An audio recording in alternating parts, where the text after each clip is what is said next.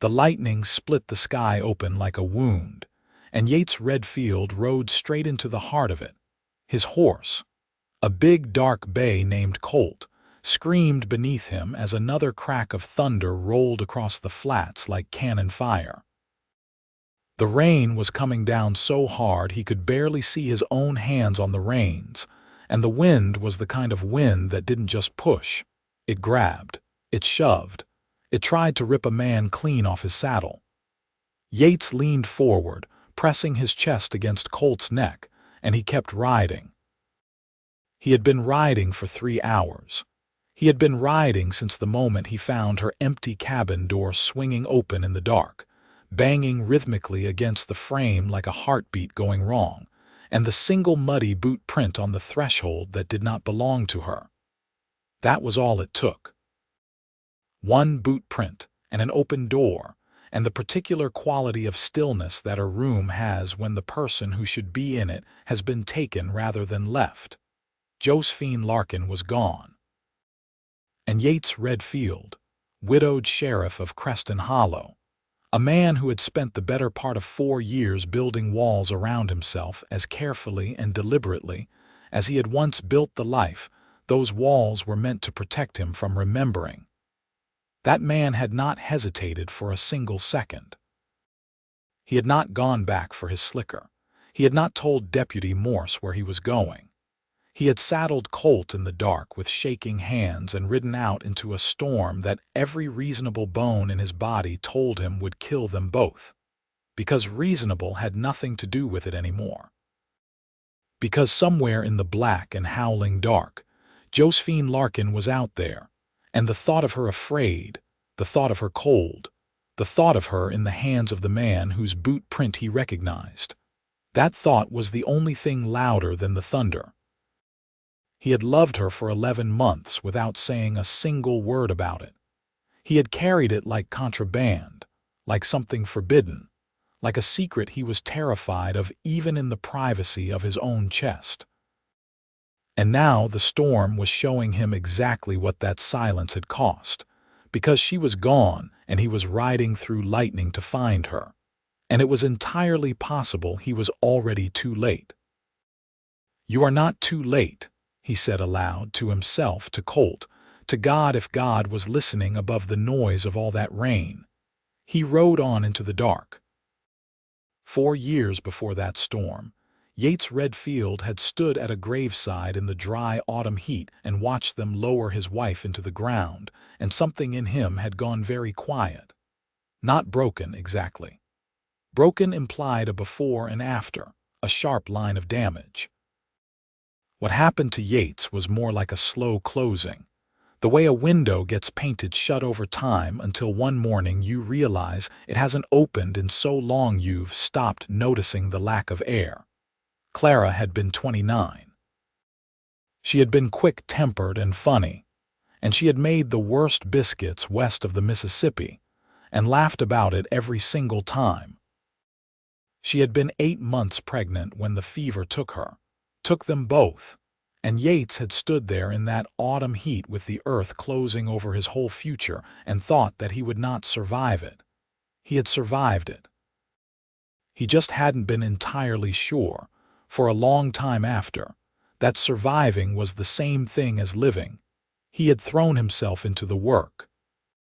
Creston Hollow, Texas, in 1882, was a town that needed a sheriff badly enough to not ask too many questions about whether its sheriff was functioning at full capacity as a human being. There was the saloon and its attendant violence. There were the cattle disputes and the occasional outlaw passing through on his way from somewhere to somewhere else. There were the quiet domestic tragedies and the loud public ones. And Yates Redfield attended to all of them with the same steady, measured competence that people mistook for calm. He was not calm. He was simply somewhere else, most of the time behind a door he had locked from the inside. He was 32 years old, and he had the particular look of a man who had been handsome and hadn't noticed it since stopping to look in a mirror. Felt too much like paying attention to himself. Tall, with dark brown hair that was almost always in need of cutting, and gray eyes that people sometimes found unsettling, because they looked like they were seeing more than they were meant to. His hands were large and capable, and bore 2 small scars on the right knuckles from a fight he'd had at 17, and a third scar, longer and more deliberate-looking, along his left forearm from a knife dispute 3 years back. He wore his badge because it gave the day's structure, and the structure kept him moving, and moving was the only thing that felt sustainable. He was not unhappy. He was just closed. And then Josephine Larkin arrived in Creston Hollow on a Tuesday morning in February of 1882. Driving a wagon she handled with more confidence than most men, with her dark hair pinned up impractically under a wide-brimmed hat, and a look on her face that suggested she had been told this was too much for a woman to manage, and had decided the people who told her that were not worth remembering. She was 26. She was a schoolteacher, come to fill the position the town had been trying to fill for 2 years, because not everyone wanted to bring their family to a town still finding its feet between law and wildness. She had taken the position because she was practical and capable, and though she would not have used this word for herself, brave. She had also taken it because she was running from something, but she ran toward things at the same time, which is the particular talent of people who have had to learn very early that forward motion is the only kind that keeps you sane. Yates met her on her first day because someone had tried to steal her wagon while she was at the land office, and he had retrieved it for her. He had handed her the reins and said, "Madam," and she had said, "Thank you, Sheriff, and please don't call me Madam. It makes me feel like someone's grandmother." And he had very nearly smiled, which for Yates Redfield at that point in his life was roughly equivalent to a sunrise. He told himself it was nothing. He told himself she was the town's schoolteacher, and he was the town's sheriff, and their professional relationship was cordial and appropriate, and that was all it was. The town noticed before he did. Mrs. Harmon noticed first, because Mrs. Harmon noticed everything, and she said nothing but made sure to seat them next to each other at Sunday dinner with the frequency of someone conducting an experiment. Deputy Morse noticed second and said something, which cost him a full week of Yates's most frozen silence. Even old Pete Dully at the livery noticed, and old Pete Dully was famously oblivious to everything that wasn't a horse. What nobody noticed was what Josephine was running from. Her name before she came to Creston Hollow had been Josephine Larkin, which was her mother's name and the one she had chosen to use again after her marriage ended. The marriage had been to a man named Roy Cutter, and Roy Cutter was the kind of man who appeared charming and solid in public and was something else entirely in private, behind closed doors, in the hours when nobody was watching. She had left him. Leaving him had required more courage than anything she had done before or since, because Roy Cutter was not a man who accepted being left. And she had understood very clearly, when she climbed out of the window of their house in Abilene at 3 in the morning, that she was not just leaving a marriage. She was leaving in secret, like a thief in her own life, because if he knew she was going he would stop her, and she was not certain she would survive being stopped. She had gone to her aunt in Fort Worth first, and then she had seen the advertisement for the teaching position in Creston Hollow, and she had thought, far enough. She had thought, small enough that he won't think to look. She had thought, a new name, a new town, a new life, and maybe the shaking will eventually stop. The shaking did mostly stop in Creston Hollow, partly because she was busy and the children were wonderful and she had a purpose that felt solid and real, partly because of the town itself, which was rough around the edges but had a warmth in it, a kind of communal stubbornness, people who had chosen to be in a hard place and made it home by sheer insistence, and partly, in ways she was equally reluctant to examine because of the sheriff. Yates' red field, she had decided early on, was like a room that had been shut up for too long. You could tell from the outside that it had once been a good room, well made and warm. She found herself wanting to open a window in him. She found herself wanting to see what was inside. She thought about this wanting with the same wariness she applied to everything, because she had trusted her judgment about a man once before, and the result had been 3 years of something she was still not ready to name out loud. But Yates was not Roy. She could tell that, with the same clarity she had always been able to read people. It was the thing that had kept her safe during those years of reading Roy's moods like weather, and it was the thing that told her now that this particular man was something different. He was steady without being cold. He was quiet without being secretive. He was the kind of man who brought firewood because he noticed a draft and didn't mention it, who handled trouble with his hands rather than his temper, who treated her like a person with a full interior life rather than something to be managed or impressed or owned. It was exactly the kind of thing that was most dangerous to a woman who had promised herself she would never again mistake goodness in a man for safety in a situation. By October, 11 months after her arrival, she had stopped arguing with herself about whether she had feelings for him and started arguing with herself about what to do about them. She was 27 now and stubborn, and she knew that the thing she was most afraid of was not Roy Cutter specifically. It was the particular quality of silence that follows a closed door, and whether she would be able to tell the difference when it mattered. Roy Cutter found her in November. She did not know he had found her until the night of the storm. She had been careful, so careful, using a different surname, not writing her location in letters home, sending those letters through her aunt in Fort Worth to be forwarded, so the postmarks were never from Creston Hollow. But Roy Cutter was patient in the specific way that obsession makes people patient, and he had money, and he had spent a year and a half finding her, and when he finally did, he didn't go to her door with flowers. He waited for the storm. He had been in town for 3 days without her knowing, staying out at Dalton's Creek Camp with 2 men he'd hired in Abilene, and he had watched the sky and waited for the kind of weather that would cover sound, that would empty the streets, that would make a woman's disappearance look like an accident or a panic, or a dozen things other than what it was. He had taken her at midnight. There had been no warning. She had been asleep, and then there was a hand over her mouth in the dark, and a voice she had spent a year and a half trying to forget saying, "Hello, Josie," in the tone that had always meant she was in the worst kind of trouble, and she had done the only thing she could. She had fought.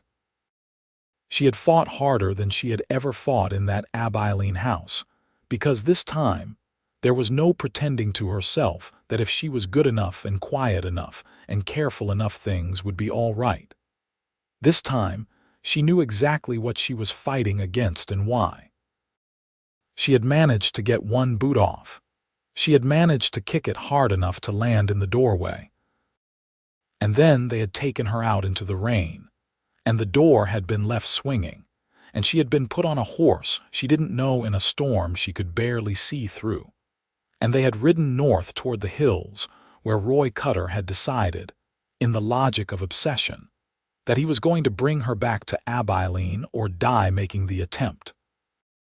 She had not stopped planning from the moment they left. That was the thing about Josephine Larkin that Roy Cutter had never fully understood, even in 3 years of marriage. She did not stop. Fear did not stop her, it sharpened her. Pain did not stop her. Despair did not stop her. She was afraid right now, afraid the way she was afraid of nothing else in the world, and at the same time her mind was working with complete cold clarity, cataloging what she knew about the terrain north of Creston Hollow, what she knew about Roy's habits when he felt secure, what she knew about the 2 men he had brought with him, whether either of them looked like they had reservations about this, and what her options were if they stopped.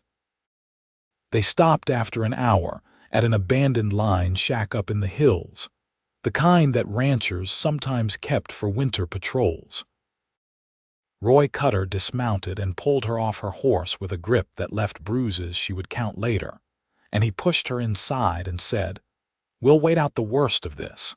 And she said nothing because she was listening to the rain on the roof and thinking about Yates Redfield finding an empty room and knowing, the way she believed with complete conviction that he would know, that she had not left voluntarily.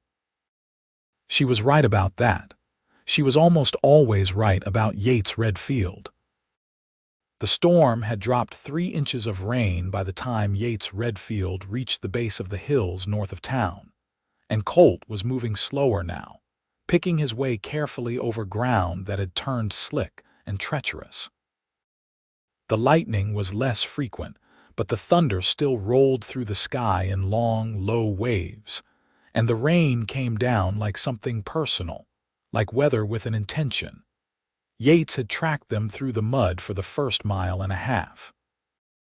The hoofprints were clear at first, 3 sets, 2 horses heavier laden than the third, and then the ground had gotten rocky and the rain had gotten worse, and he had lost the tracks entirely. He had stopped Colt and sat very still in the rain and thought about what he knew. He knew Roy Cutter. Not the man himself, but the type of man and the name specifically, because when Josephine had been in town for 2 months, Yates had done what any sheriff with a functioning mind did about a new arrival who had some fear behind her eyes. He had written to the sheriff in Abilene with a description, careful and neutral, not accusatory, just checking. The response he had gotten back was not from the sheriff. It was from a deputy named Alvin Cross, who had written in a cramped, careful hand that there was a Roy Cutter in Abilene who had been looking for a woman matching that description, that Roy Cutter had friends in the local law enforcement, and the inquiry had probably been seen, and that Alvin Cross personally thought Yates ought to know this, and personally thought the woman in question had done the right and only reasonable thing by leaving when she did. Yates had read that letter 3 times. He had sat with it for a day and a night, feeling the weight of the secret he had been given and the weight of the decision about what to do with it. He had decided not to tell Josephine. He had decided this because he thought it would frighten her, because he thought the information might send her running again, and he had watched her carefully build a life in Creston Hollow that she deserved to keep, and because he admitted this to himself in the privacy of the dark. He was afraid of what her running would do to him. He had been wrong not to tell her. He knew that now, riding through the rain with her missing, with the knowledge of Roy Cutter's name sitting like a coal in his chest. He should have told her. He should have trusted her to handle the information with the same sharp, steady competence with which she handled everything else. He had tried to protect her from knowledge she had a right to, and the result was that she had been taken without warning from a danger she had not known was still tracking her. That was on him. That weight was his to carry, and he intended to carry it, but first he had to find her. He thought about Roy Cutter and the hills, and where a man with 2 hired hands and a woman he had stolen in a storm would go. There was only one structure up in these hills that Yates knew of, the old Reeder Line shack up on the North Ridge, abandoned since the Reeder Ranch had been sold 3 years back.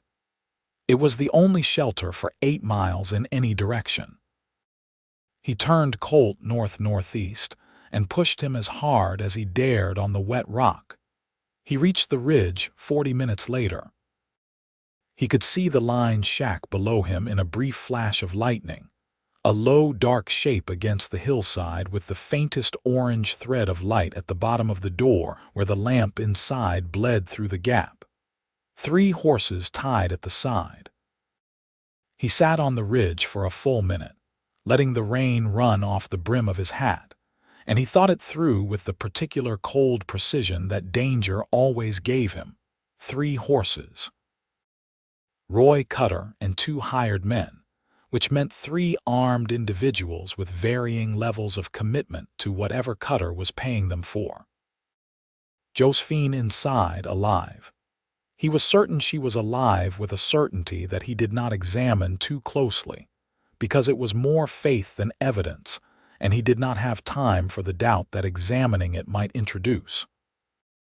One sheriff with a Colt single-action Army revolver and a Winchester rifle on his saddle and no backup within 15 miles. He did not think about whether he was going to go in. That question was not available to him. He thought about how.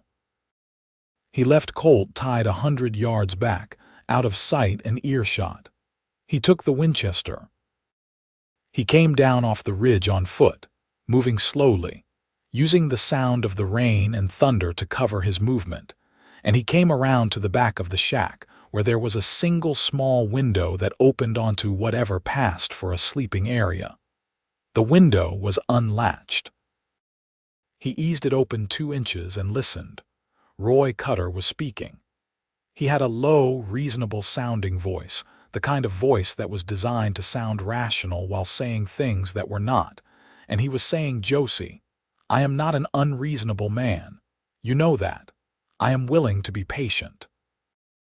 We leave when the storm breaks, and by the time we're back in Abilene, this will all seem very different.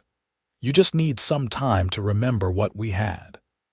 There was a silence, and then Josephine's voice, completely level, said, "Roy, what we had was a situation I escaped. I am not going back to Abilene. I am not going back to you. And whatever you think you're going to accomplish by this, you are wrong about it." "You're angry," Roy said, in the tone of a man who considered another person's anger a kind of weather to be waited out. "That's understandable." "I am not angry," Josephine said, and her voice had the quality of iron in it, the cold, steady quality that Yates had heard from her once before, when a parent had come to the schoolhouse drunk and threatening, and she had stood in the doorway of that schoolhouse with 8 children behind her and spoken in exactly this voice until the man had backed down. "I am done. There is a difference." One of the hired men said something Yates couldn't hear, a murmur, possibly a question. The other laughed, low and ugly. Yates moved around to the door. He did not kick it in. He tried the latch, because unlocked was better than loud, and the door swung inward, and he stepped through it with the Winchester at his shoulder and said, "Creston Hollow Sheriff's Office. Nobody move." What happened in the next 30 seconds was the kind of thing that gets compressed in memory into a series of images rather than a sequence of events. Roy Cutter was on his feet. One of the hired men was closest to Yates, and going for his gun, and Yates shifted the Winchester by 4 inches and shot it out of his hand, which was a better shot than he would have claimed to be capable of in daylight, let alone a storm. And the man screamed and clutched his hand, and the sound of the shot in the confined space of the shack was enormous, stunning. The second man sat very still. Roy Cutter did not go for a weapon. He stood and stared at Yates with a face that had gone very pale and very tight, and Yates looked at him over the barrel of the Winchester and felt something so pure and cold move through him that it was almost like calm. He saw Josephine in the same moment. She was sitting against the far wall with her wrists bound and her left cheek bruised, and a look on her face that was simultaneously the most relief and the most fury Yates had ever seen in one expression. And the sight of her face, of the bruise on her face, went through him like something was tearing. "Josephine," he said, keeping the rifle on Cutter. "Are you hurt?" "Nothing serious," she said in the iron voice. "My wrists are tied. I'm going to need you to be patient for about 2 more minutes. I have been patient for an hour and a half," she said. "I can manage 2 minutes." He kept the rifle on Cutter while he talked the second hired man through the process of untying her, which the man did with great speed and cooperation once he understood that cooperation was the only available option. The man with the wounded hand was sitting on the floor making noises. Yates gave him a brief, assessing look and determined the wound was bad but not fatal, more humane than the man deserved. He had rope in his coat. He had brought rope because he was a sheriff who had ridden out into a storm to retrieve someone who had been taken, and sheriffs who were doing their jobs brought rope. He bound Roy Cutter's wrists with a thoroughness that spoke of more than professional obligation, and he bound the second man's wrists, and he used Cutter's own belt to put a rough splint on the wounded man's hand, because he was not, whatever else this moment was, the kind of man who lets someone die of a hand wound. And then he looked at Josephine, and she looked at him, and she was on her feet now, and the lamp was throwing gold light across her face and the bruise on her cheek, and the absolutely unbroken quality of her that he had come through a storm to find. And Yates Redfield did something he had not done in front of another person in 4 years. He put the rifle down and sat on the floor, not fell exactly. It was more deliberate than that. He sat down on the floor of the line shack and put his hands over his face and breathed. Just breathed. The particular breathing of a man standing down from the edge of something that had asked everything of him.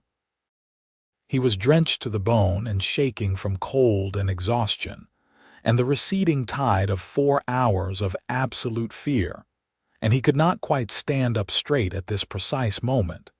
Josephine knelt in front of him. She put her hands over his, over the hands covering his face, and she said Yates in a voice that was completely different from the iron voice, soft and direct and private. And he took his hands away from his face and looked at her, and she was right there, close, real safe. "I knew you would come," she said. He said, "I know I should have told you about him, about what I knew. I should have told you months ago, and I didn't, and I am sorry, and that needs to be said." She looked at him for a long moment with those dark, particular eyes that always saw more than was comfortable.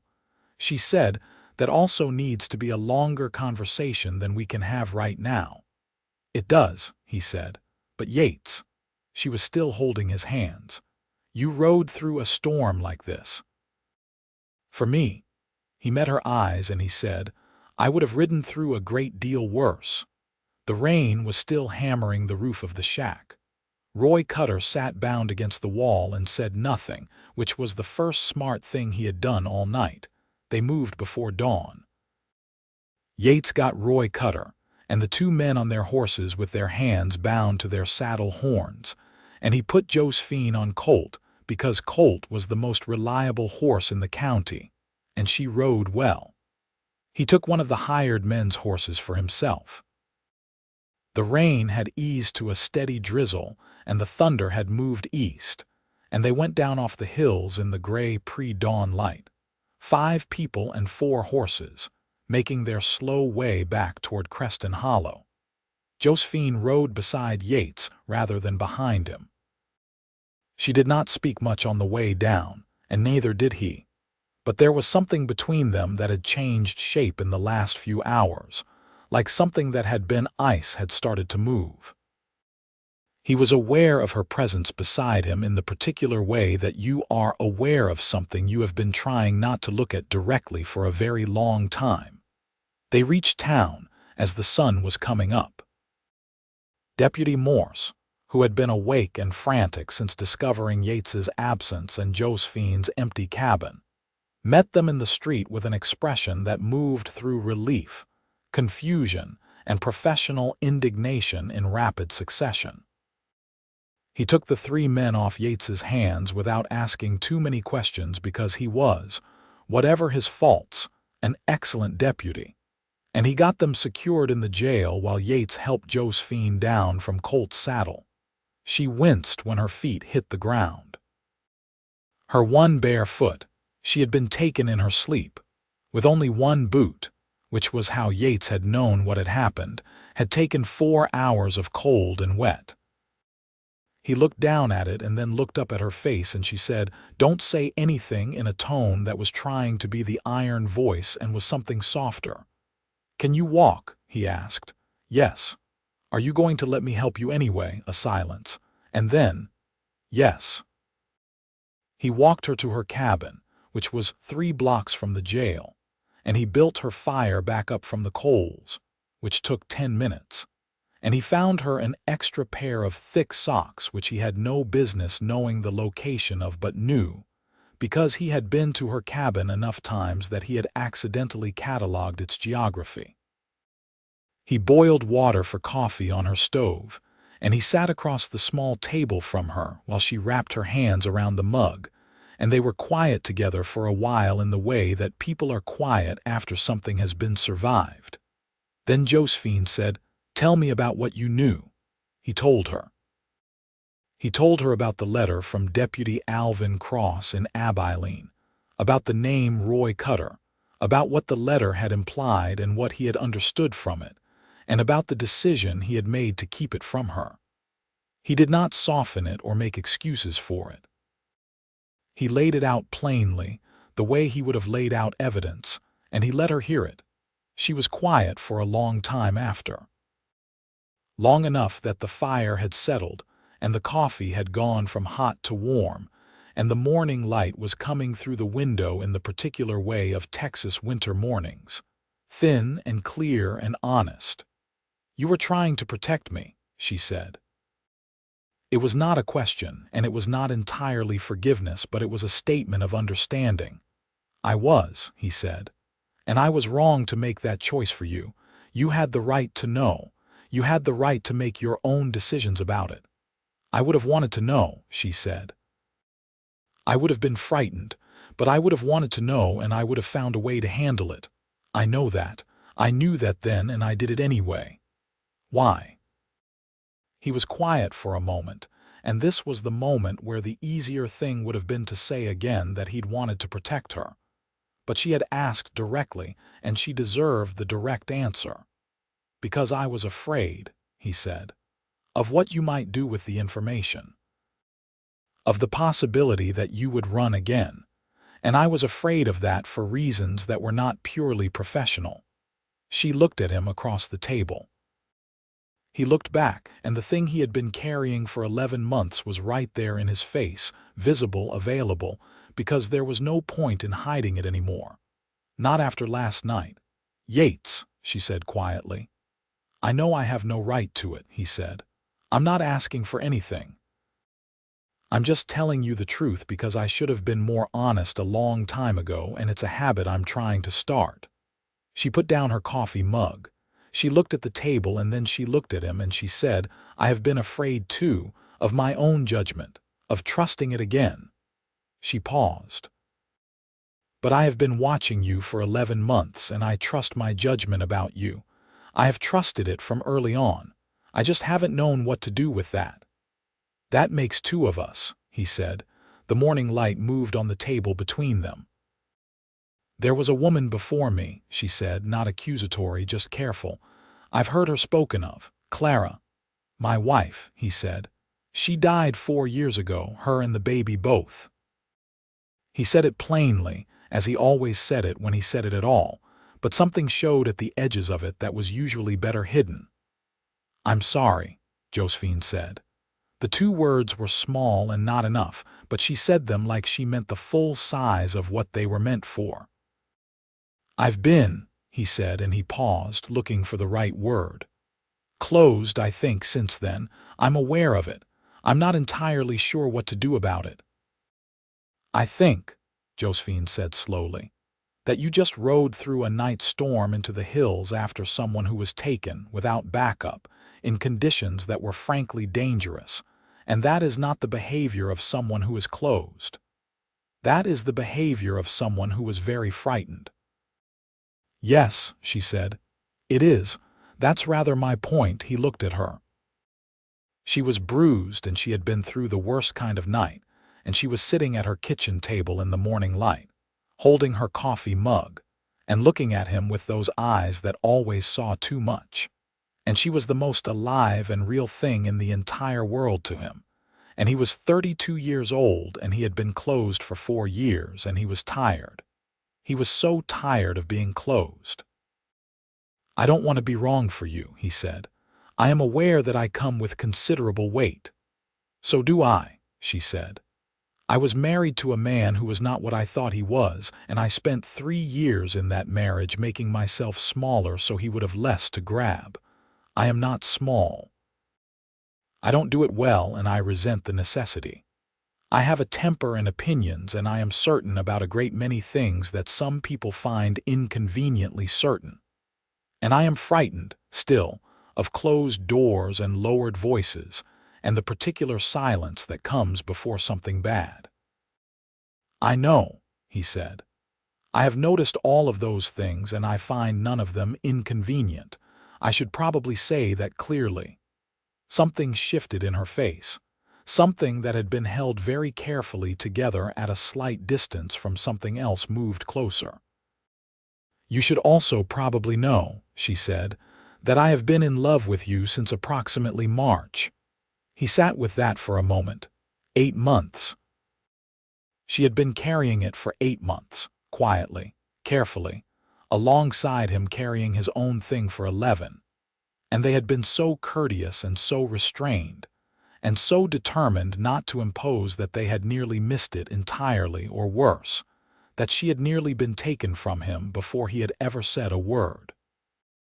"Josephine," he said, "yes, I have been in love with you since approximately the day you told me not to call you madam."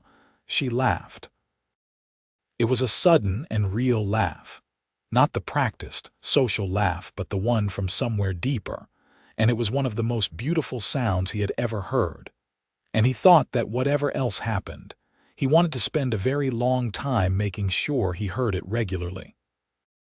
"That was the second day," she said. "I know. I was already in trouble by the second day." She reached across the table and put her hand over his the same way she had in the line shack, and he turned his hand over and held hers. They sat like that for a long time, while the fire crackled and the morning came fully through the window, and the town of Creston Hollow began its day outside. Horses on the street, and the distant clang of the smithy, and someone's dog announcing something to nobody in particular. The legal proceedings against Roy Cutter took place over the following 3 weeks. Yates handled them with deliberate, meticulous care, making certain every piece of evidence was documented, every statement recorded properly, because he was not going to give Roy Cutter any crack through which a lawyer might later pull him. He wrote to the sheriff in Abilene, not the one he had written to before, but a different one he had a contact with through the Texas Rangers, and he made sure that Creston Hollow's charges, unlawful imprisonment, assault, conspiracy, were the ones that would hold. He also wrote to Deputy Alvin Cross in Abilene and thanked him for the letter he had sent 18 months prior. He told him what had happened and told him that the woman was safe. He thought that Cross deserved to know. Roy Cutter was transported to Austin for trial, along with the 2 hired men. The trial, when it happened 6 weeks later, went the way Yates had made sure it would go, and Roy Cutter received a sentence that meant Josephine Larkin would not need to look over her shoulder again. Not for him. In the weeks between his removal from Creston Hollow and the trial, things in the town itself moved with the particular pace of things that had been waiting a long time to start moving. Yates came to the schoolhouse one afternoon in late November with the specific purpose, for once, of having no pretextual purpose at all. He simply came to see her. She was staying after school to sort a box of new readers that had arrived from San Antonio, and she looked up when he came through the door and said, "Sheriff Redfield, has something happened?" "Nothing's happened," he said. "I came to see you."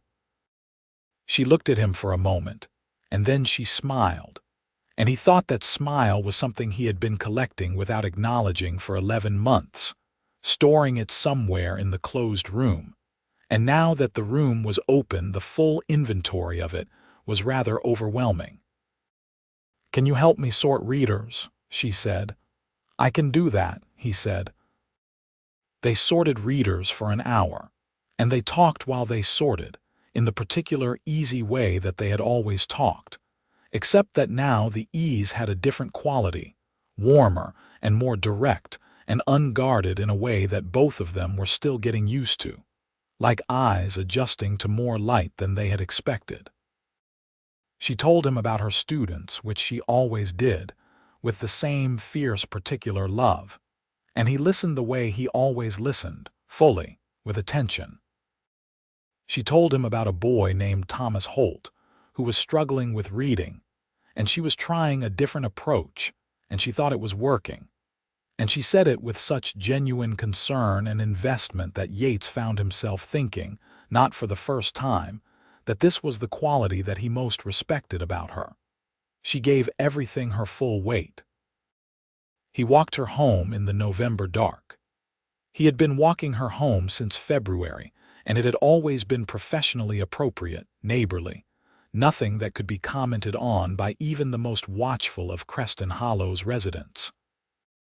Now it was something else, or rather it was the same thing it had always been except acknowledged, and at the door of her cabin he stopped and she stopped, and they were close in the way they had been close once before in a lined shack. But now there was no emergency. No urgency except the one that had been building for nearly a year. He said, "May I?" And she said, "Yes," before he had finished the question, and he kissed her in the November dark on the step of her cabin, a careful and serious kiss that had a year's worth of patience in it. And she kissed him back with the full weight of herself, the way she did everything. And it was the kind of moment that you can feel is the start of a permanent alteration. He walked home afterward in the cold and he looked up at the sky, which was clear for the first time in days, full of stars. And he thought about Clara and he thought, she would have liked Josephine. He did not think it as a betrayal or a displacement, but as a fact, offered tenderly to the air. Clara had been someone who would have immediately recognized a person worth knowing. And he thought that whatever love was, it was not a finite resource that ran out when it was first spent, and that the closed room had been closed out of grief and not out of honor, and that opening it now was not a dishonoring of anything. He felt lighter than he had in 4 years. He felt like something heavy had been set down very gently in a safe place. December in Creston Hollow was cold and clear, and the town strung lanterns along the main street for the Christmas season, which gave everything a warm, amber quality in the early evenings. Yates and Josephine were not secretive about their courtship, because there was nothing to be secretive about, and both of them had had quite enough of secrets. But they were private about it in the natural way of two people who had both spent a long time being alone with their inner lives and were still learning how to be visible. They had dinner at the Harmon house twice in December, and Mrs. Harmon's expression both times was the expression of a woman whose experiment had produced exactly the results she had always intended, and she said absolutely nothing about it, which was its own kind of eloquence. Deputy Morse shook Yates's hand once without explanation, and Yates accepted this as the congratulation it was intended to be. On Christmas Eve, Yates took Josephine to the service at the small church on the east end of town, and they sat beside each other in the cold wooden pew, and the pastor talked about hope in the way that good pastors do, not as a word but as a practice. And Yates held Josephine's hand and thought that he was, cautiously and with full awareness of what the word meant, happy. After the service they walked back through the lantern-lit street and she said, "Tell me about Clara.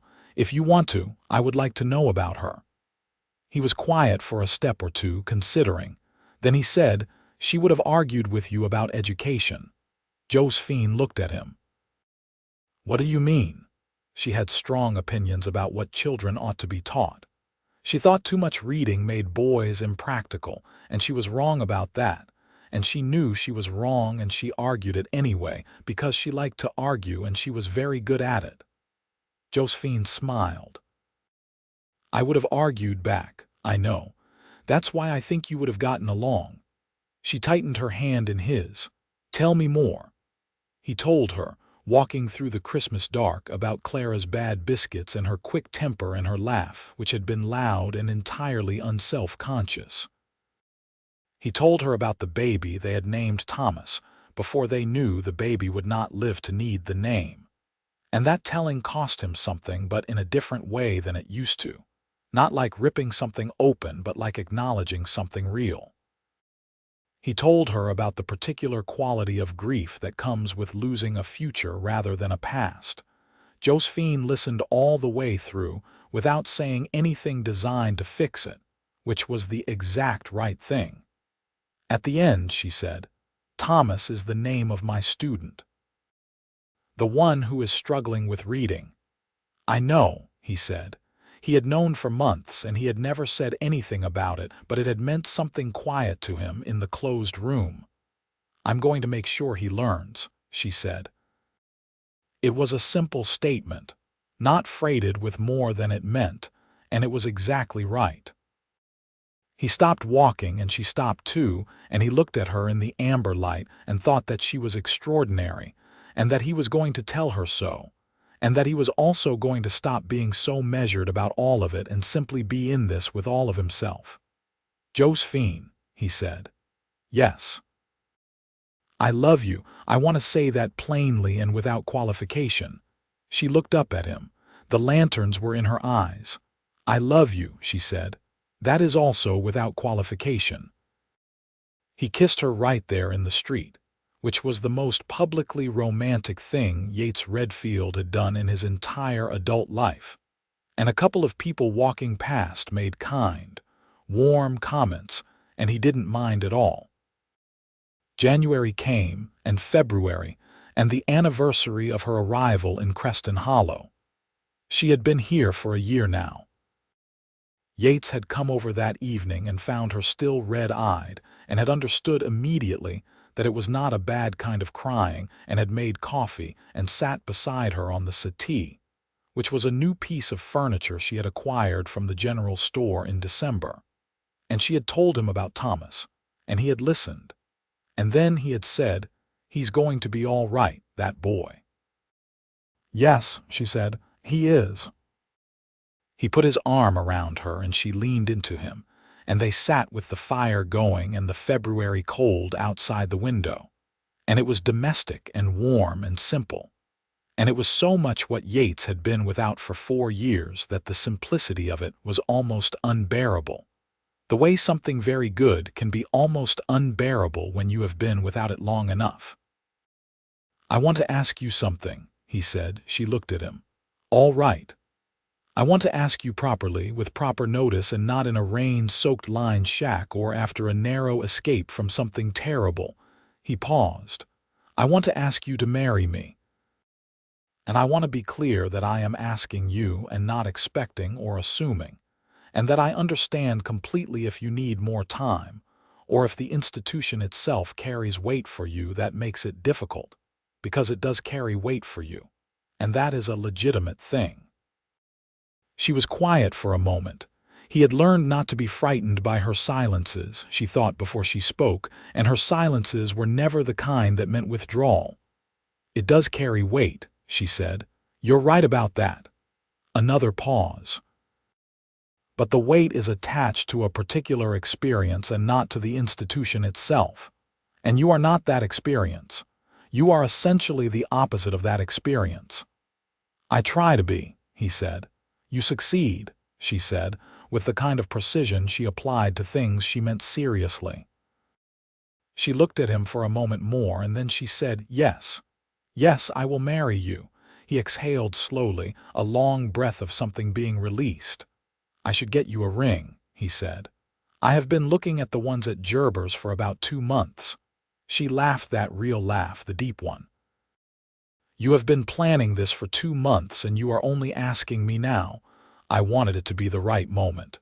Yates, any moment you were going to ask me in would have been the right moment. "In retrospect," he said, "I agree with that." She kissed him on the cheek, and then properly, and the fire crackled, and outside the February wind went past the window like something that couldn't get in. They were married in April, in the same small church where they had sat together on Christmas Eve.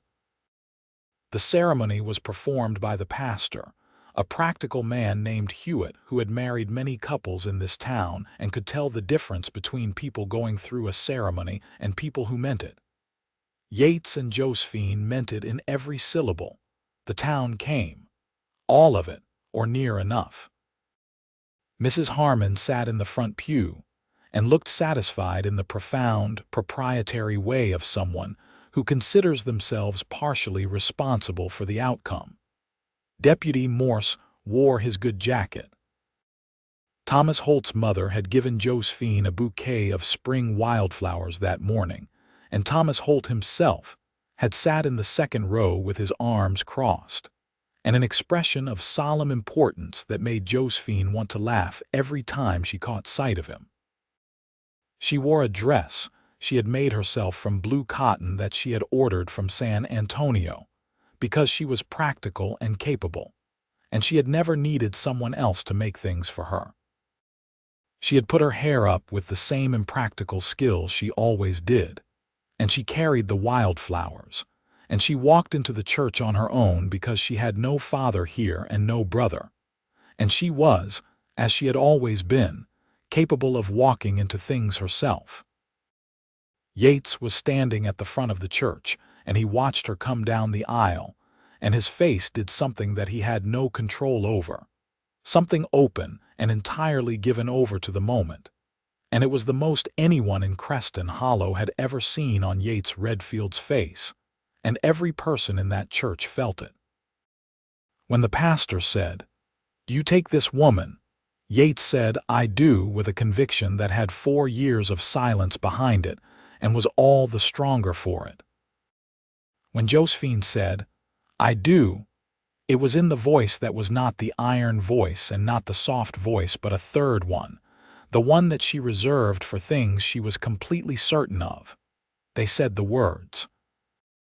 Pastor Hewitt told him he could kiss his bride, and he did. And the small church full of people who had watched these two cautious, wounded, competent human beings find their way to each other made a great deal of noise about it. The spring moved into summer, and the summer was hot and golden and full of the ordinary busy work of life in a frontier town, and the extraordinary private work of learning another person fully, which is always ongoing and never quite complete, and is its own kind of adventure. Josephine moved into the house, which was larger than her cabin, and which she approached with the organized intention of someone who has been living in someone else's space and is now in her own. She put things where she wanted them, which was sometimes different from where they had been, and Yates made a conscious and deliberate choice to find this charming rather than disruptive, and succeeded with only occasional effort. She had a strong preference for open windows, even in weather that Yates would have described as requiring a closed window, and he learned to keep an extra blanket on his side of the bed, and she learned that he was at his worst at 5 in the morning, which was when he had always gotten up, and that this was genuinely better if she gave him 20 minutes of silence and coffee before attempting conversation. They argued twice seriously in the first 3 months. The first was about the letter he had kept from her, which they had addressed once in her kitchen the morning after the storm, but which had enough weight to require a second addressing, fuller and less exhausted. He admitted again, more completely, what the decision had been based on and what had been wrong about it. She told him, more completely, what it had felt like to be taken out of a warm bed because someone had made a choice for her about what she could handle. They did not shout. They sat across the kitchen table, and they were direct and careful and honest in the way that two people who have both been hurt by the alternative are direct and careful and honest. And at the end of it, they were both clear and the air between them was cleaner, and they were better than they had been before they had the argument, which is the only point of such an argument. He went to the council meeting and he spoke, and the funding was not reduced. "You had the influence," she said when he told her. "You had the argument," he said. She accepted that as the truth it was. In the fall, almost a year after the storm, Josephine told Yates that she was pregnant. She told him in the morning, in the kitchen, with the same direct and clear quality she brought to everything important, and she watched his face as she told him. She had thought about what his face might do, and had been prepared for complicated, for mixed, for something that had grief in it as well as joy. She was prepared for this, and ready to hold it with him. What his face did was go very still, the way faces do before very large things, and then the stillness broke open into something that she had never quite seen on him before. Absolute, uncomplicated joy. Not simple, because nothing about Yates Redfield was simple, but whole. Real and whole and completely present. He crossed the kitchen in 2 steps and held her, and she held him back, and neither of them said anything for a while because the thing was too large for immediate language. When he pulled back, he was looking at her with that open face, and he said, "Are you all right? How are you feeling? How long have you?" "I am well," she said. "I have been feeling it for about 3 weeks, and I was sure enough for 2 weeks, and I have been waiting for the right moment to tell you, and I decided this morning that the right moment was now." 2 weeks, he said. "I wanted to be certain. Are you—" He stopped and started again. "Are you pleased?" "Yes," she said. "I am very pleased. Are you?" He looked at her and he said, "Josephine, I am so far past pleased I don't have a word for it." She kissed him. He held on. She was not frightened, or not more frightened than was reasonable. She was aware of the risk because she was aware of everything, and she was aware of what Yates carried about this, and she talked to him about it directly, which was a conversation they had more than once in the winter months, about Clara, and about what had happened, and about the fact that she was not Clara, and this was not then, and that fear was reasonable but did not have to be the whole of it. Yates was terrified. He managed it the way he managed most things, which was by doing every preparatory thing that could possibly be done.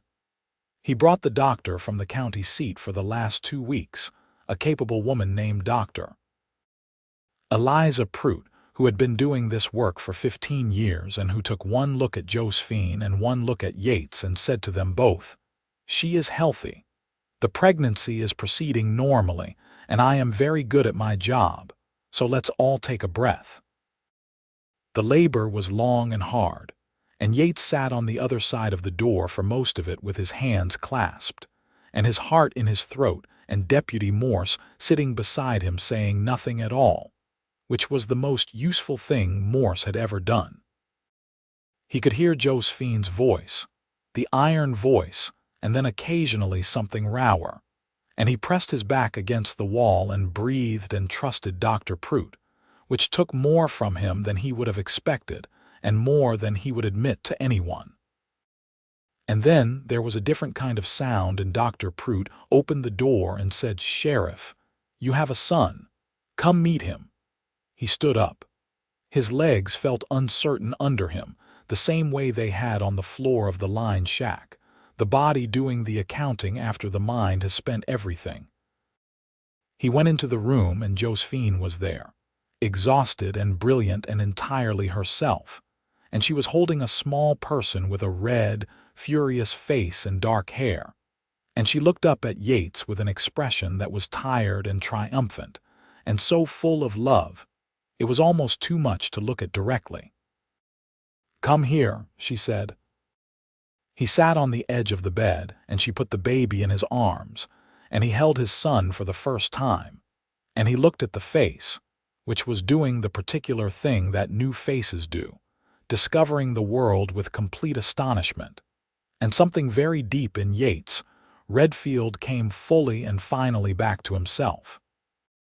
He did not cry. He nearly cried. He held the small weight of the boy, and he breathed, and he looked at Josephine, and she was watching him with those eyes, and he said, "He's extraordinary." "He is," she said. "He looks like you." "He looks like both of us," he said. "I think that's the point." "What do we call him?" They had discussed names. They had a list. There were several names on the list that were fine names, practical and good, and there was one name that they had both circled and not spoken aloud yet. Yates said, "I still think Thomas." Josephine looked at him for a long moment. Thomas, for the student she had taught to read, and for the child who had not lived. Thomas, for two different kinds of hope that had found each other. "Thomas," she said. "Yes, Thomas." The baby, Thomas Redfield, made a sound of profound commentary, possibly agreement. Yates laughed. He threw his head back and laughed the way he had not laughed in a very long time, free and real and fully given over to it, and Josephine laughed too, and Dr. Prout made a note in her record and smiled to herself.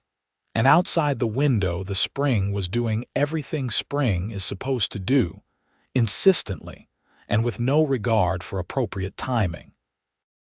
Thomas Redfield grew with the particular speed that children grow, which always surprises people who have been warned about it. He was curious and loud, and had his mother's precision of opinion and his father's quality of stillness when he was thinking. And this combination was something that his parents found endlessly interesting and occasionally exhausting.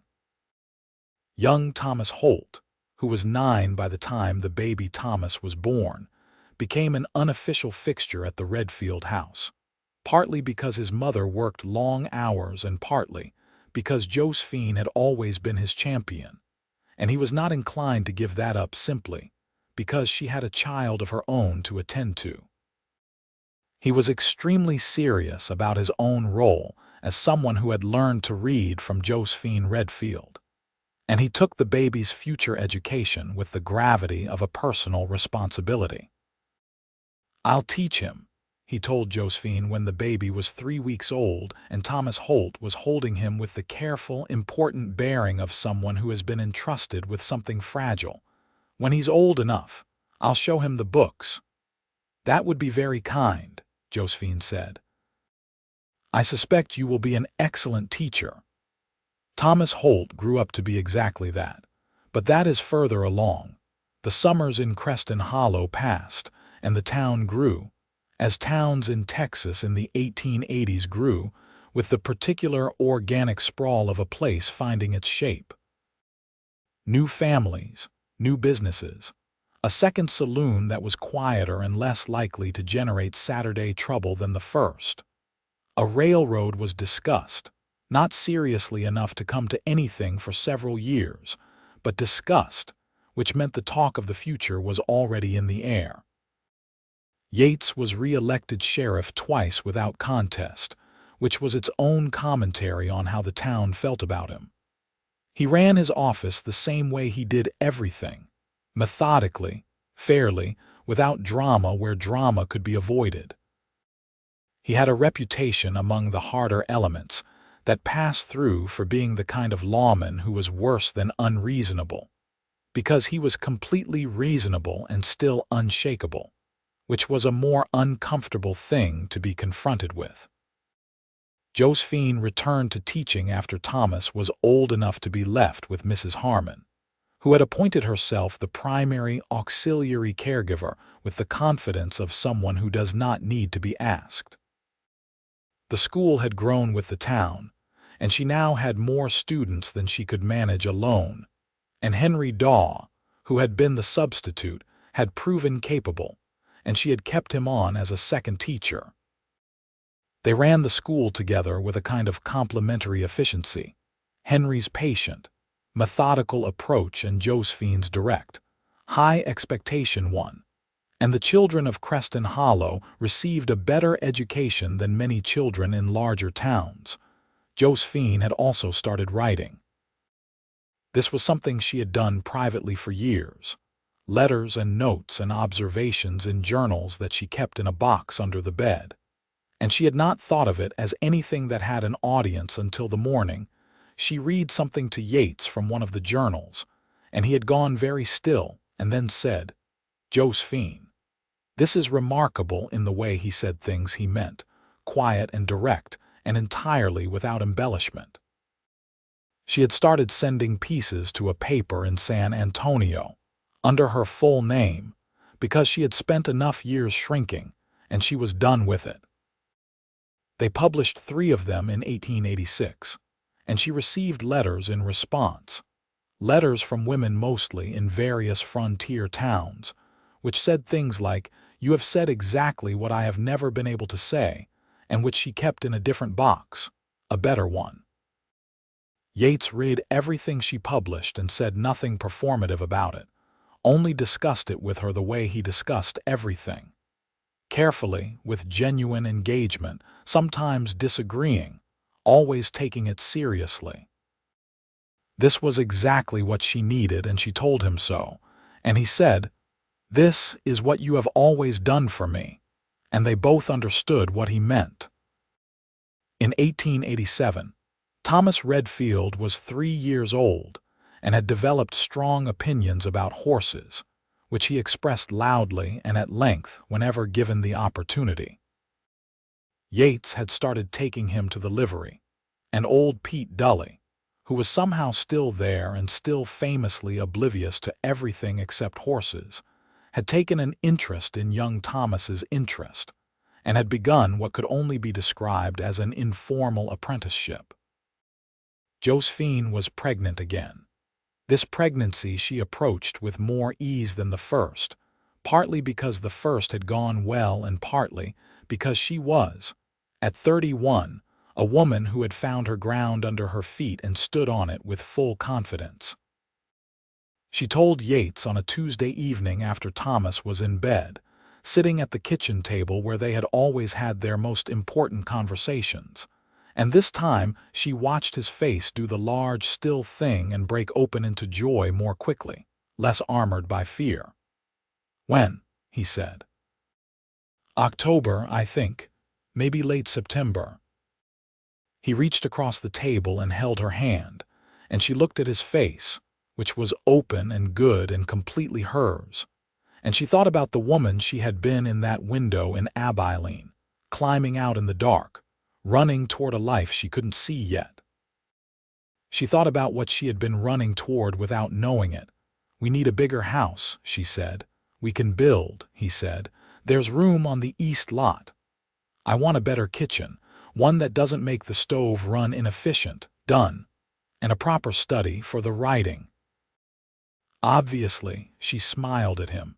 "You agreed to all of that very quickly." "It's all reasonable," he said. "Also, I would agree to considerably more." "I know," she said. "That's one of my favorite things about you." The second child was a girl. She arrived in October as predicted, with less drama than Thomas had, and with a set of lungs that made it immediately clear she was going to have opinions. She had Josephine's dark hair and Yates's gray eyes, which was a combination that struck everyone who saw her as deeply unfair in terms of advantages. They named her Alina, for Josephine's mother's mother, which was a name that Josephine had been saving for a long time, keeping it in the safe place where you keep things that matter. Alina Redfield was introduced to her brother Thomas, who regarded her with the intense seriousness of a 3-year-old confronted with something new and permanent, and then said, "She is very small," with such measured concern that Yates had to leave the room to deal with his response to it privately. Young Thomas Holt, now 13, came to see the baby and looked at her with the same solemn importance he had been bringing to his relationship with the Redfield household for years, and said, "I'll teach her to read too, when she's old enough." And Josephine said, "I know you will, Thomas," and meant it completely. The new house was built in the spring of 1888. It was larger and better made than the old one, with the proper kitchen and the study and a wide porch that Yates had added, because Josephine liked to sit outside in the evenings, and which rapidly became the place where they spent most of their early evenings, watching the sky change over the Texas flats and talking or being quiet in the comfortable way of people who have been choosing each other's company for years and still prefer it. Thomas was 4 by the time they moved in, old enough to understand that the new house was permanent and to claim specific corners of it with proprietary energy. Eleanor was 6 months and had developed what could only be described as a personality, involving strong preferences about where she was held and what she could see, and an absolute refusal to sleep through noise, which was complicated in a house with a 4-year-old boy who felt that silence was underused. They managed. This is the truth of it, the ongoing, ordinary truth. They managed, and the managing was full of love and small irritations and humor and the particular warm texture of a life that is being actively lived by people who have chosen it. Yates came home one evening from the jail and found Josephine on the porch with Eleanor on her lap, asleep finally, and Thomas visible through the window doing something to the kitchen table with a piece of chalk, which was probably going to require cleaning. The evening light was coming across the flat in orange and gold, the way it did in the early fall, and Josephine was reading something in the fading light, and she looked up when she heard his boots on the step. "How was it?" she said. "Quiet," he said. "Mrs. Pearson's fence was disputed again." "It's going to keep being disputed until someone measures it properly. That's my conclusion as well. I'm going to arrange for the measuring." "Good." She looked back down at her paper and then back up at him, and she said, "Thomas has been drawing a map of the world on the kitchen table." "I can see that. I've told him twice to stop. You might need to be more authoritative. I'll see what I can do." He sat down in the other chair on the porch and looked out at the evening light, and then at her, at the sleeping Eleanor and her reading and the domesticity of it, all of it, the full and ordinary and extraordinary dailiness of this life that had started in a rain-soaked lined shack with his hands over his face and her voice saying his name. "Josephine," he said. She looked up. "Yes. I want to say something that I suspect I don't say often enough in the specific form of words." She put down her reading and gave him the full weight of her attention, which was one of the things about her he had never gotten used to, the way she was completely present when she looked at you. "I am grateful," he said, "for you, for this, for the life we have made. I am aware that it is partly survival and partly luck, and mostly the decision you made to come to Creston Hollow, and then the further decision you made to stay. And I want you to know that I am aware of all of that, and that I do not take it as a matter of course." She was quiet for a moment in her thinking way. Then she said, "And I want you to know that I make that decision every day, not because I have to, because I want to. Because you are Yates, you are the best of what I hoped for when I was in that window in Abilene. I didn't know what I was hoping for, not specifically, but it was this." Eleanor stirred in her arms and made a small sound and was quiet again. "It was this," Josephine said again, softly. He reached across and put his hand over hers where she held Eleanor, and she turned her hand and held his, and they sat on the porch in the orange evening light and watched the day end, comfortable and close and full, and the world outside the porch went on about its business without requiring anything further from either of them. The years moved the way years do when you are paying attention, which is to say, they moved quickly and were full. Thomas Redfield grew into a boy of specific passions.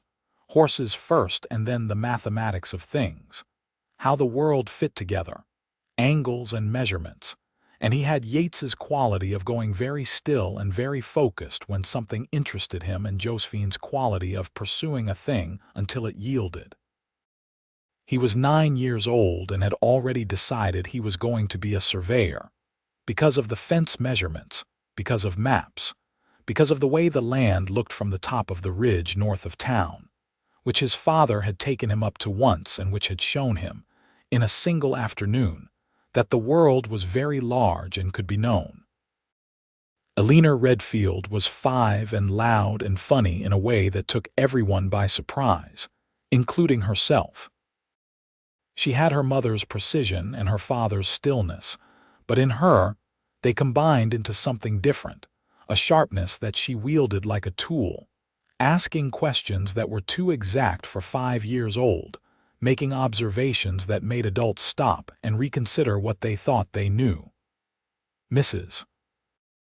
Harmon, who had known more children than she could count, said Alina Redfield was going to be something, and she meant it as the highest compliment available. Young Thomas Holt was 16 by then, working at the newspaper in San Antonio in the summers under a man named Garrett who was teaching him typesetting. And he was as good a reader as any adult in Creston Hollow, and he had not forgotten his promise. He brought Alina a book when she was 4, a picture book with colored illustrations, and he sat with her on the Redfield porch, and they went through it together with the gravity of shared purpose. And Josephine watched from the window and felt something that required no name. The spring of 1892 brought news from Abilene that Yates communicated to Josephine on a Thursday evening with the straightforward directness that they had both always used for difficult things. Roy Cutter had died in prison. He had been in poor health for 2 years, and it had finally concluded. Josephine received this information with a stillness that lasted about a minute, and then she exhaled slowly and said, "Well, just that." And then she went to the window and stood looking out at the yard where Thomas was trying to get Alina to look at something in the grass, and Alina was not interested, and she watched her children for a long moment. Then she turned back and said, "I am not going to pretend I feel nothing about it." "I know," Yates said. "I feel relief. I have felt safe for a long time since the trial, but this is a different kind of relief, a final one." "That makes sense," he said. "I also feel," she paused, considering, "I feel sorry for who he might have been. That is probably not something everyone would understand." "I understand it," he said. "You are not required to be simple about anything."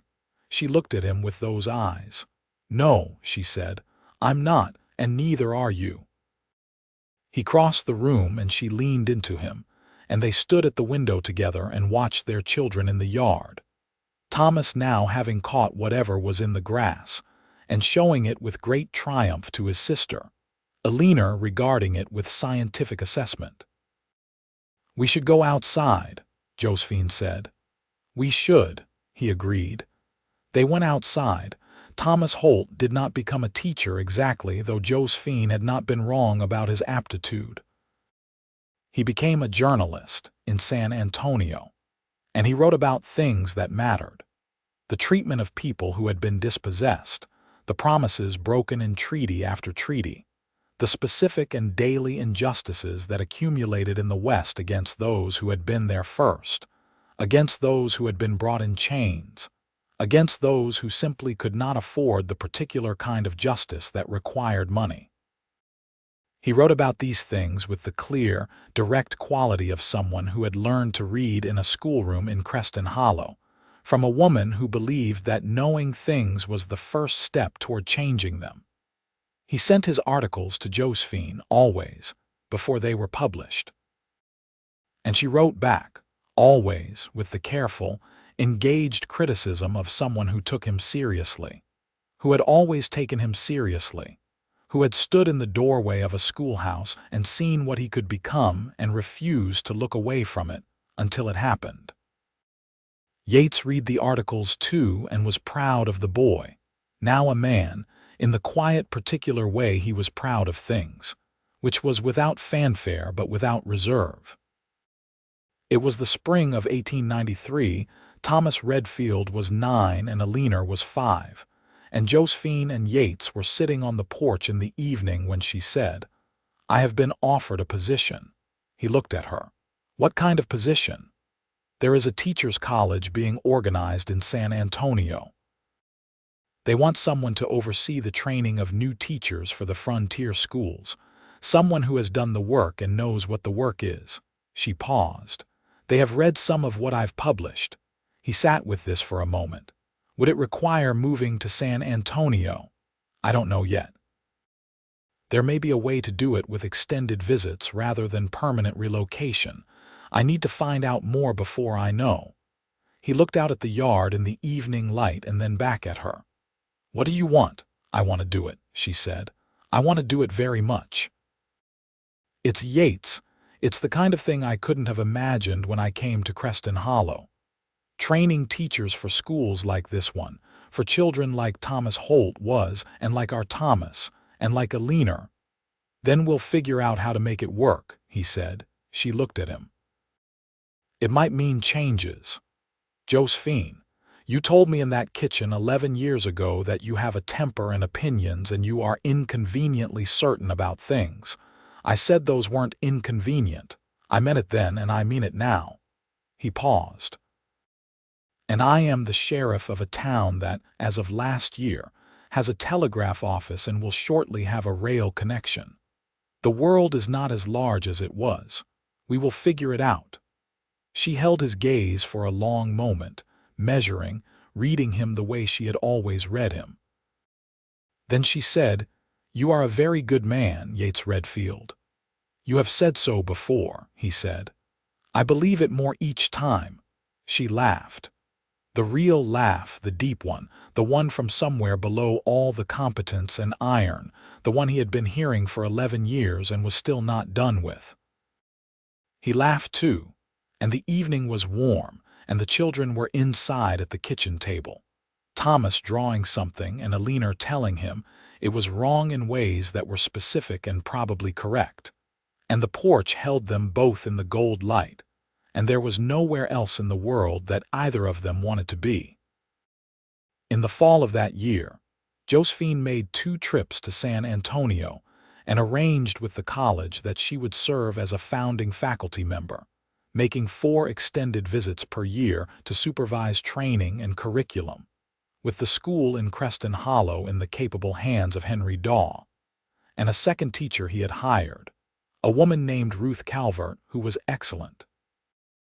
On the first trip, she brought Thomas, who was 9 and who had been asking about San Antonio with the focused interest of a child who has decided a place matters.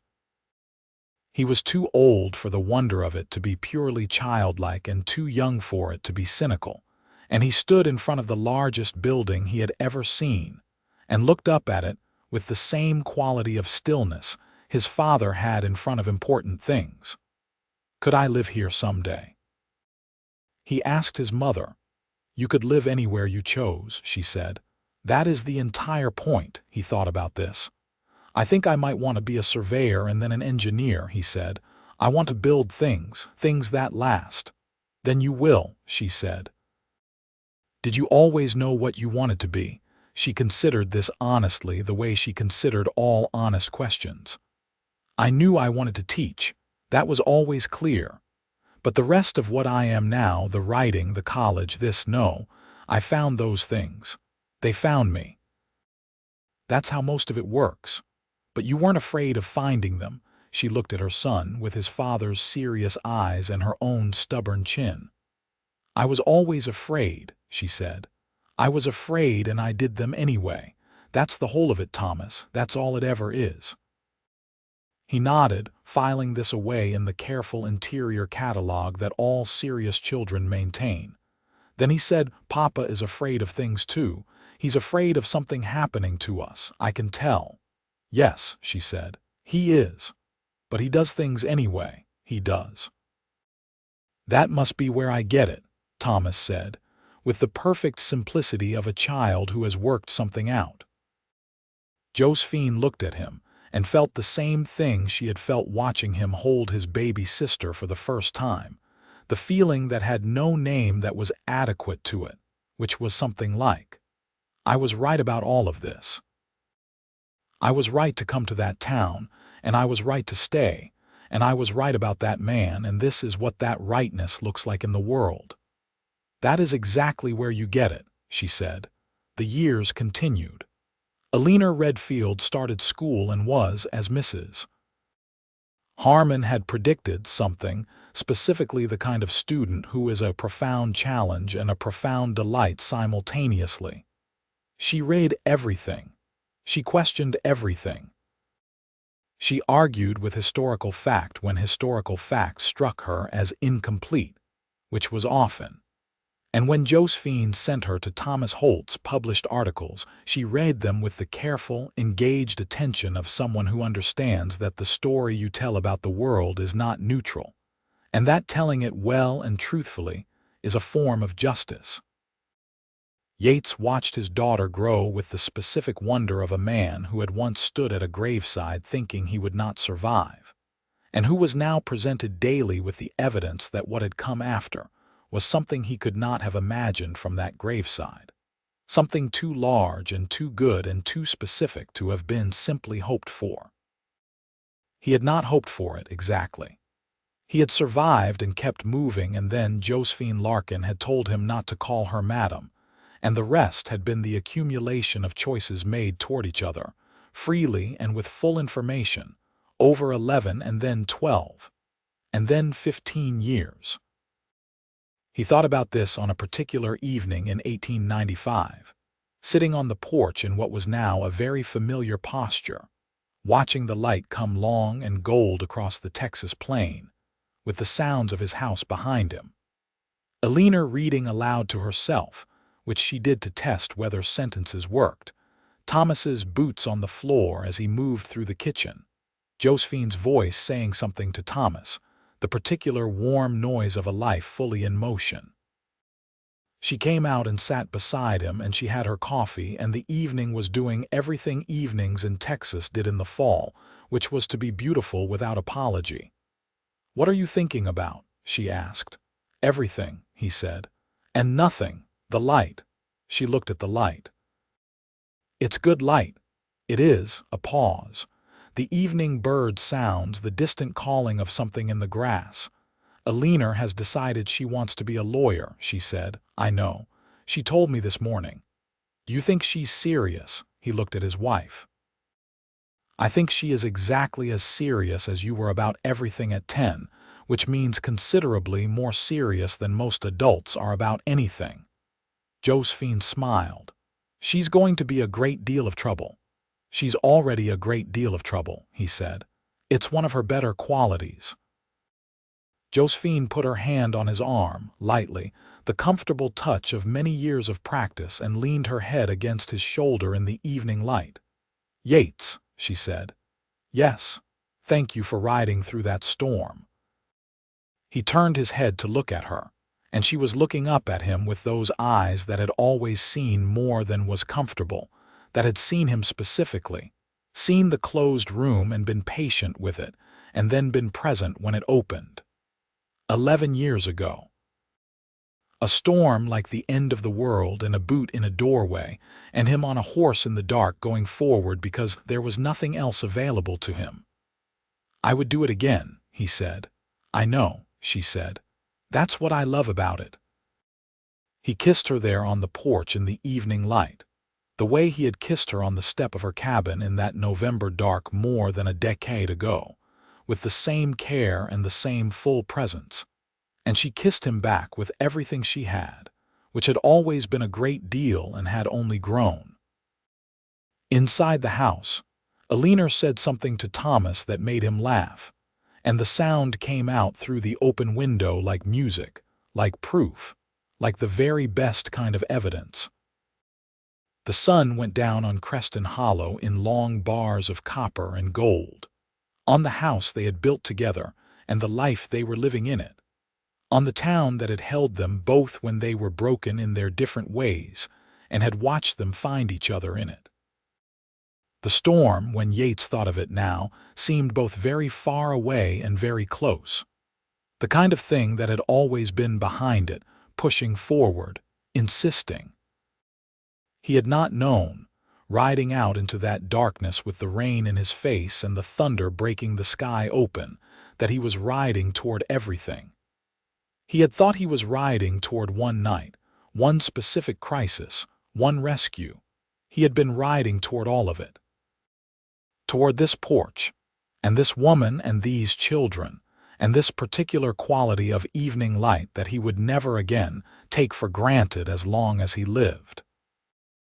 He held her hand in the dark as the last light went, and she held his back, and neither of them said anything because nothing needed to be said, because the saying had already been done, in kitchens and church pews and lined shacks, and all the 1,000 ordinary days that had accumulated between them into something so solid and real and irrevocably present that it required no further language.